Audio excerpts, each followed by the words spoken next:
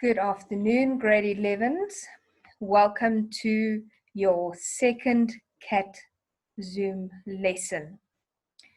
You may find the PowerPoint on your Google Classroom today, and I will be posting this video afterwards on YouTube and on Google Classroom.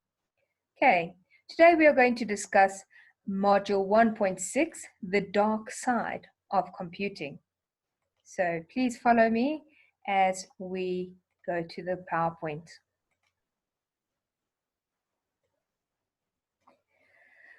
Guns don't kill people, people kill people. So this is something you may have heard quite often. Now with computers, unfortunately, there is a dark side. So the things that we are going to take a look at is human and social aspects, the criminal side of things, that is social engineering, computer misuse, invasion of privacy, and malware. This is very interesting. Remember, I've said to you, I'm going to teach you the good, the bad, and the ugly. It is important that you have a complete understanding of how computers and technology work.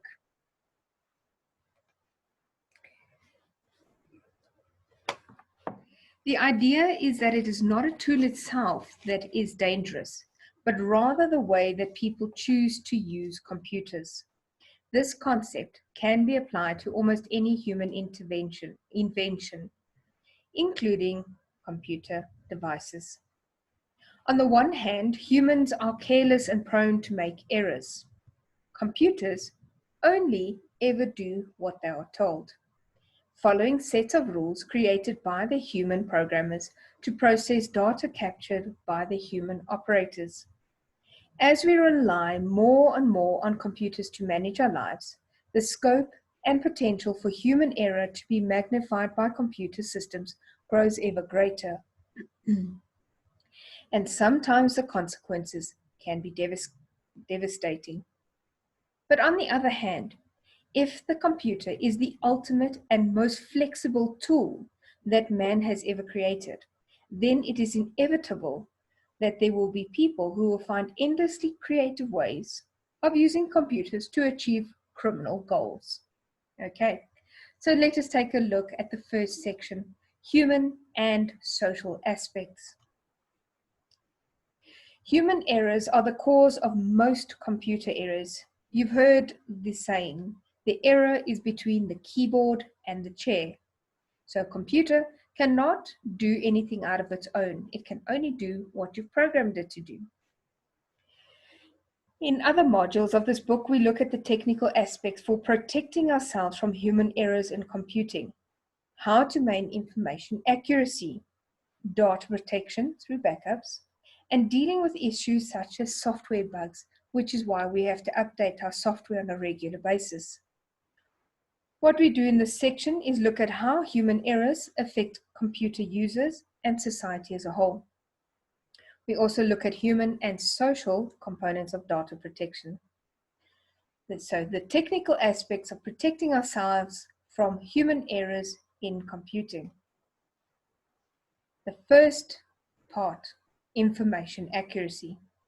Errors and failures of computer systems can be caused by the following: bad programming, poor training, and poor procedures.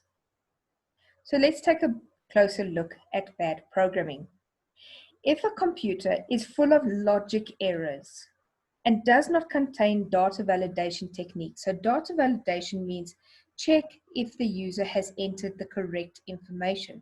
So for example, if you are required to enter your ID number into a form, it is going to check that there are 13 characters. If you miss one character, it is going to give you a message to say that you need to re-enter your ID number. So if a program is full of logic errors and does not contain data validation techniques, then it is inevitable that it will be difficult to use and that users are going to dislike it and probably mistrust the software. The next one, poor training. Now, You are in such a fortunate position because as a CAT student, you are being exposed to a variety of software and the latest software. So you are learning how to use the different things. Whereas someone, an older sibling, maybe didn't take CAT and went to university and suddenly was required to submit their assignments online. You've been doing this now for 2 years at school. So when you get to university, it is going to be so easy for you and you'll be able to assist your friends. So poor training, if users have poor training in how to use a specific system, then chances are much greater that they are going to make a mistake. And again, they will lose trust in your system. The last one is poor procedures.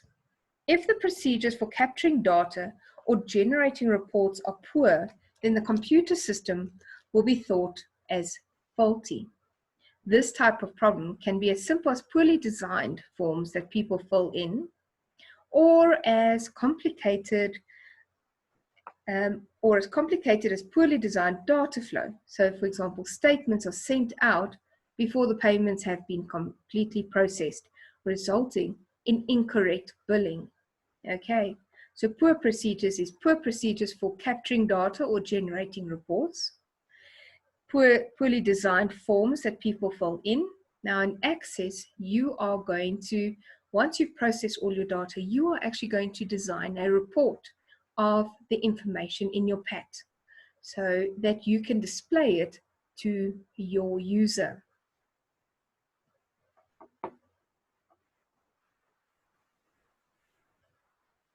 Errors and failures leading to inaccurate information and have negative consequences. Now there are 3 sections. Breakdown in user trust. Okay, let's just go back, sorry. There we go. So the first one we're going to look is breakdown in user trust. What is that? People make excuses not to use it. Now, how many people have you heard over the last couple of weeks since we've been in lockdown that are coming up with excuses why they cannot do their schoolwork online? Okay, so it can be a case of, I'm afraid, I've never done this before. For example, this year, before the lockdown, I had never made a YouTube channel, a YouTube video before. So I got challenged to create not just a YouTube video, but to create a YouTube channel. So how interesting is that? So all of us are being challenged to try new things while we are in this lockdown. So making excuses can break down the user trust. They run manual backup systems, okay? So instead of using your computer with Excel to do your stock control, you may still have someone who has a cafe or a spaza shop that would literally sit there and handwrite everything and work out in a journal how much stock they have. It can be increased workload and be less efficient. So if your system ends up being more difficult than easy, people aren't going to use it. The next one is incorrect or delayed decision making.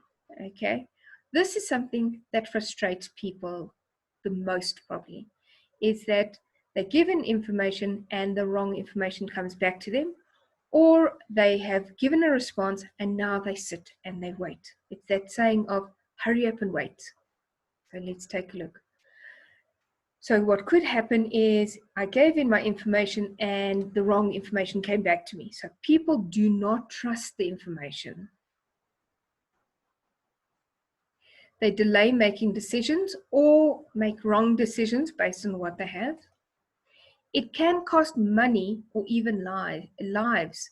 So if I made the incorrect decision, say I am on a submarine and a missile was set off, now I need to decide, am I or am I not going to retaliate? Okay.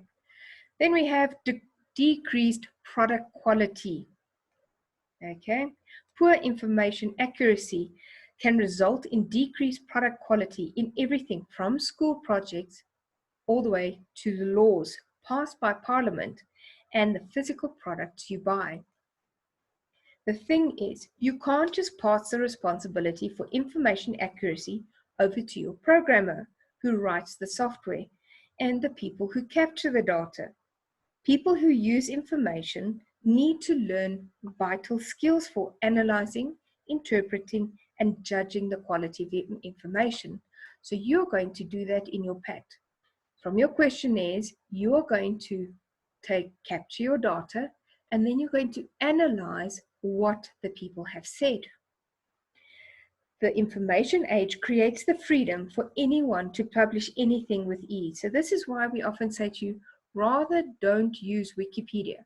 Fortunately, Wikipedia has started adding sources so that you can check if it is true. So always use more than one website when you are doing your research.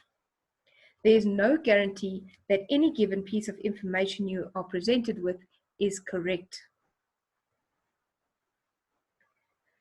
The next part is data protection. Okay, so during this time, a lot of us are questioning because we're seeing on the internet that people are blocking possibly Zoom if you are opening it to a very big group. The reason I keep my lessons, only post the links just before the time, is so that it is just our class that is able to connect. Okay, so I need to control access to the physical data. So how do I do this? I can use locks, put it in a cabinet. I could have a security gate. I could have an alarm system. Control access to the computers. This includes measures such as keeping computers with valuable information in locked rooms and control access to these rooms. So I might need to enter a specific password to enter a server room. I can ensure that the screen is disabled when I'm away from the computer so that my screen will go to my desktop, or just so that no one else is able to see what is on the screen if I've not been active for about 5 seconds. Make sure that the computer requires a login or a password when it boots up. Make sure that the internet usage is controlled and monitored by a firewall. So that, remember, a firewall does not give you access to the internet. What it does, it monitors which sites are trying to access your computer. So if you open the list, put an exclusion, then certain sites will be allowed to access files on your computer. But generally, be careful of this, and especially these downloading programs like BitTorrent and BearShare. Be careful, because what you're doing is you are creating an open link for people from the outside to access your computer and all your files, not just the file that you are sharing. Ensure that not just any device can make a wireless or Bluetooth connection to your device. So for your home computer or home network, ensure that you have a password. The next data protection is limit and control use of portable storage. Okay. Now, you know how strict I am with flash drives and viruses. It is important before you open the flash drive that as you've placed it into the computer, you first right-click and you scan it with ESET or whichever antivirus you are using to make sure that you are not transferring viruses between the different computers you are working on.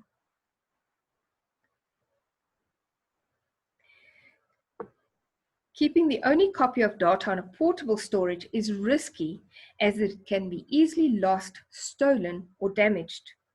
Thieves and hackers are very easily and quickly transfer large amounts of data onto portable storage, and they can walk off with it without you even knowing.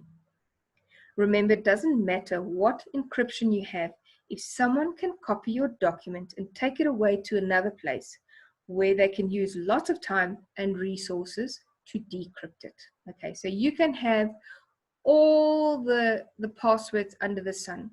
If they are able to copy that document, if they can copy your PAT off your PC and take it home with them, their time is endless that they can decrypt your passwords. Okay, now we're going to look at the criminal side of things. Nowadays, to be a criminal, you need to actually to do some work and be clever. Criminals have always existed. In every age, they are quick to find and use the tools available to help them carry out their dark deeds. When the pistol was first invented, do you really think it was very long before one was used in a robbery? Would it be realistic to think that people would not come up with ways to use computers for criminal activities? So the first type of criminal activity we are going to look at is social engineering. Social engineering is the use of deception to manipulate or con someone into giving out confidential information or into giving access to their computer or premises. You're most likely to encounter social engineering tricks in the many phishing, remember spelled P-H-I-S-H-I-N-G, so in the many phishing emails and scams that end up in your mailbox. Okay. Typical examples of social engineering aimed at accessing your money or your banking details. So those emails would be, you'd get a random email. It looks exactly like your bank, but it has a slight difference. And there they are asking you, please confirm your PIN number, or please confirm your ID number. Now, quite regularly, the bank sends out a message when they have been alerted to such a scam, and they will send a message out saying, please do not give out your personal information.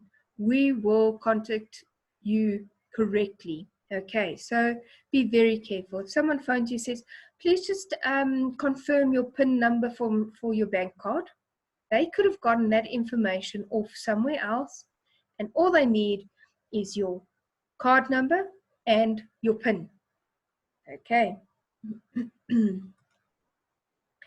So let's take a look at typical examples of social engineering. So telling you that you've won the lottery, or offering you a job or a business opportunity, telling you of an unexpected inheritance, okay? So someone suddenly tells you, you get an email to say that you are a multi-millionaire. If it sounds too good to be true, it is too good to be true. Telling you there is a problem with your online banking. This is possibly the biggest problem at that scam, or biggest scam that people are falling for, that they think there's a problem on their bank and they give the information.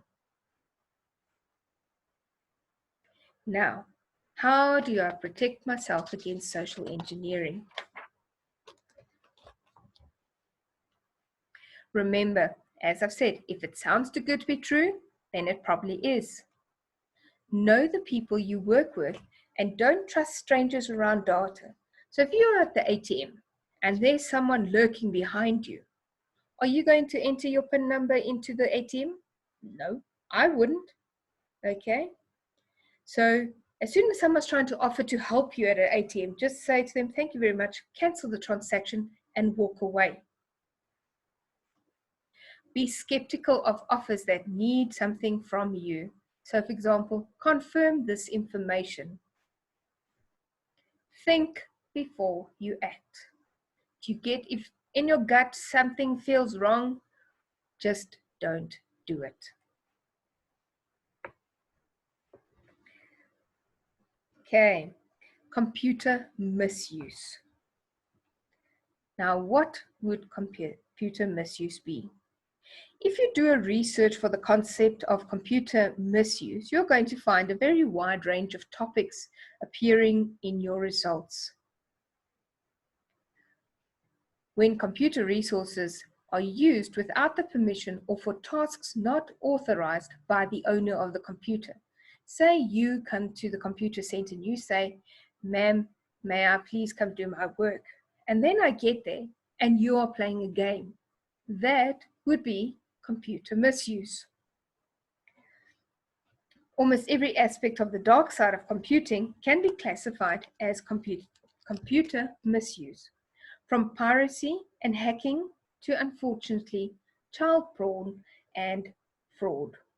All of these activities involve using the computer to do bad things and are therefore technically computer misuse. Okay, so now cuts productivity and steals both computer time and work time. So I come into the office, I've got my cup of coffee, okay, and I think, okay, I'm just going to take 5 minutes, I'm just going to check my Facebook and my Instagram, okay. While you're on on company time, going onto social media sites, if it's not work related, is a crime. That means you are busy stealing from your employer.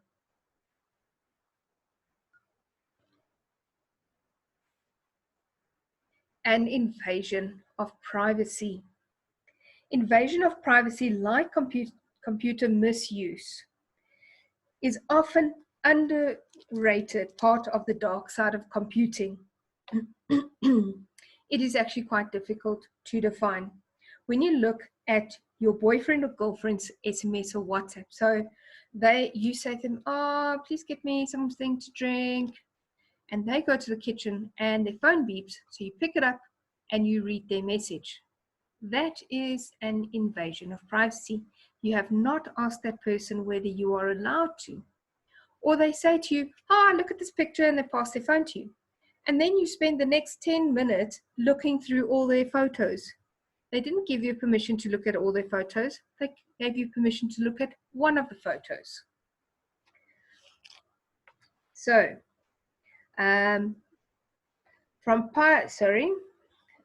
when you look at your boyfriend or girlfriend's SMS without their knowledge, you are invading their privacy just as much as any big company that tracks what you do on the internet. So at the time when there were a couple social media sites that were watching what you're clicking on, and without your permission, that was an invasion of privacy.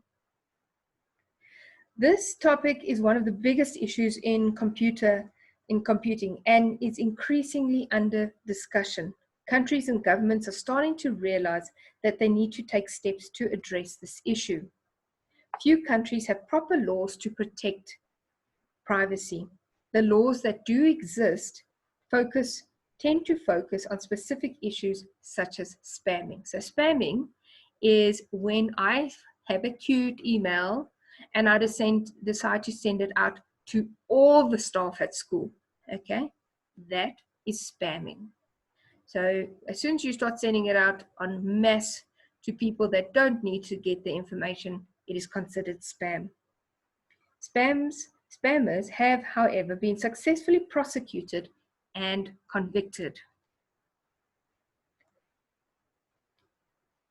So let us take a look at the consequences of invasion of privacy. So just here a little topic, which is, I don't quite know where I stand on it.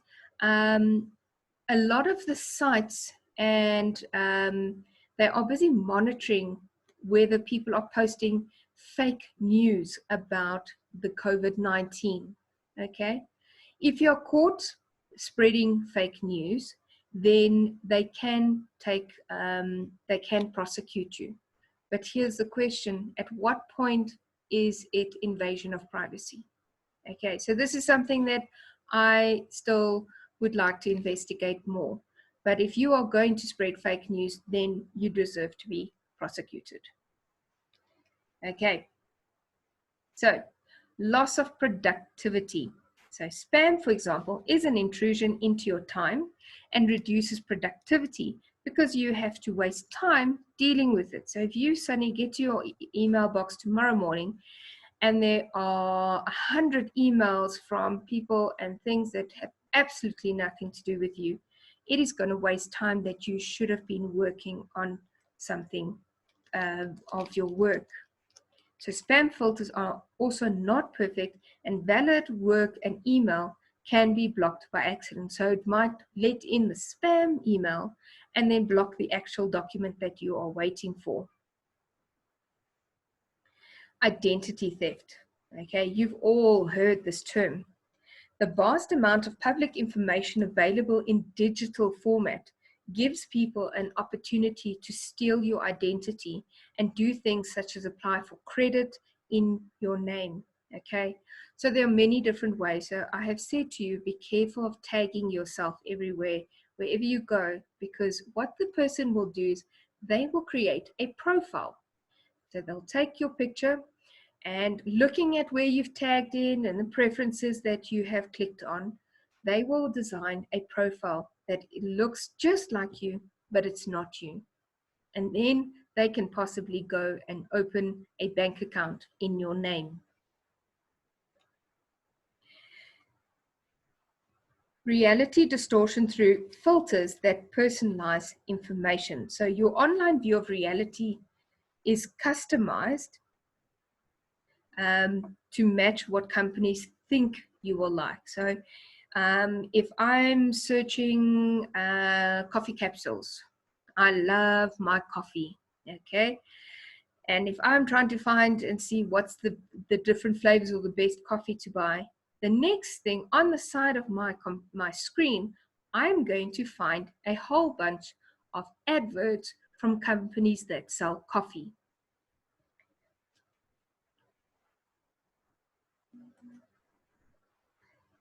Then we have malware. Malware takes many forms: ransomware, viruses, spyware, keyloggers, and Trojans. The last item we're going to look at is malware. So far, we have defined some types of malware and looked at how to prevent or remove malware. So let us start with the first ones. Okay.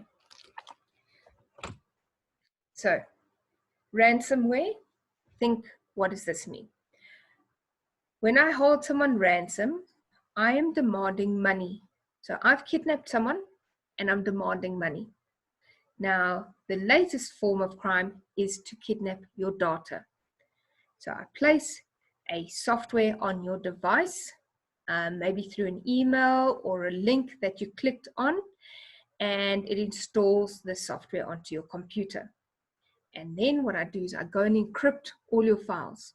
And shortly, I send you a message saying, I can help you decrypt your files, but you need to pay me $500. So the same people who designed the virus are actually making out to be the people that are going to help you. So be careful of that scam. Then there are different viruses. Okay, spyware. Spyware is where they're monitoring you. They're monitoring what sites you're going on, what are you clicking on, etc. A keylogger, that is we've discussed that previously. Software that is going to monitor what you're physically typing. So if you are typing the same code, which could then be identified as a password.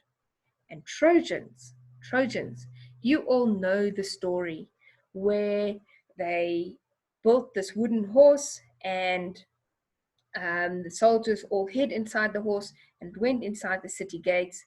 And at night, the soldiers all came out and they attacked the city from the inside. So Trojan virus, what it does is it looks like something useful, but in actual fact, it is something dangerous or something malicious.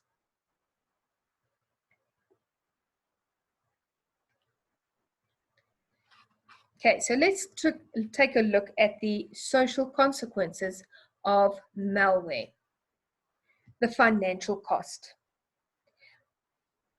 Until recently, the most obvious financial cost relating to malware has been the cost of purchasing software to prevent the infection, so by buying an antivirus. For individuals, the cost is not insignificant, and it can be recurring. So each year you have to go and pay for your antivirus. Money has to be spent to renew the licenses to keep the software up to date.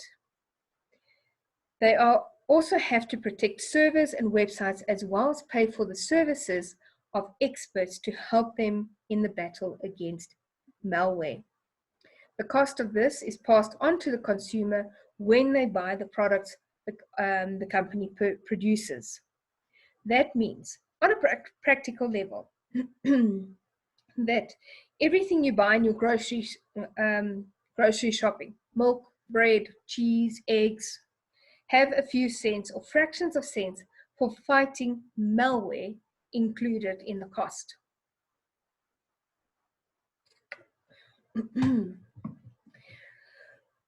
Sorry about that. Then lost productivity. Oh, my voice is not going to hold it.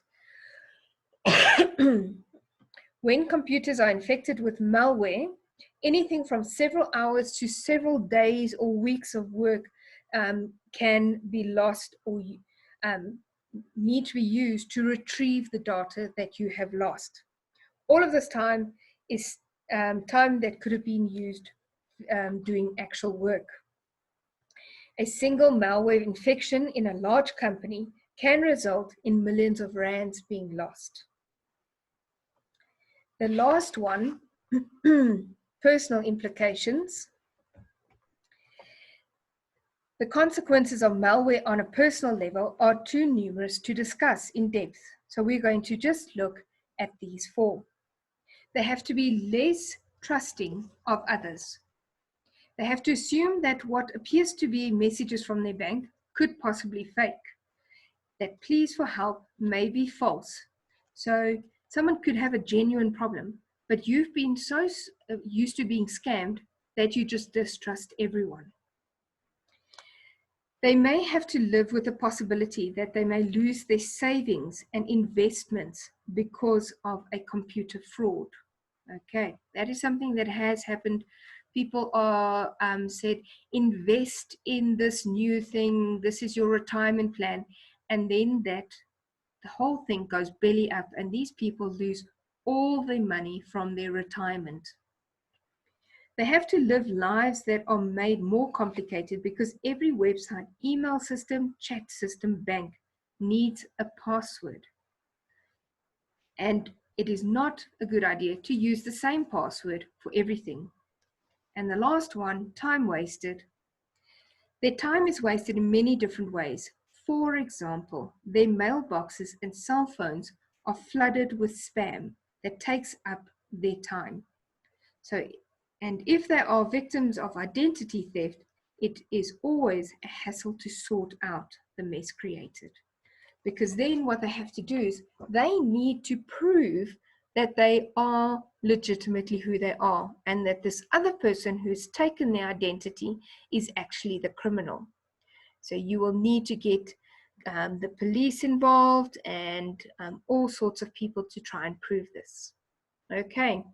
Thank you very much, everyone. This is the dark side of computing. I hope you have learned a few things. Remember, it's not all bad, but it is important to know what is out there and that you know how to protect yourself. See you tomorrow, same time, same place. Have a good weekend.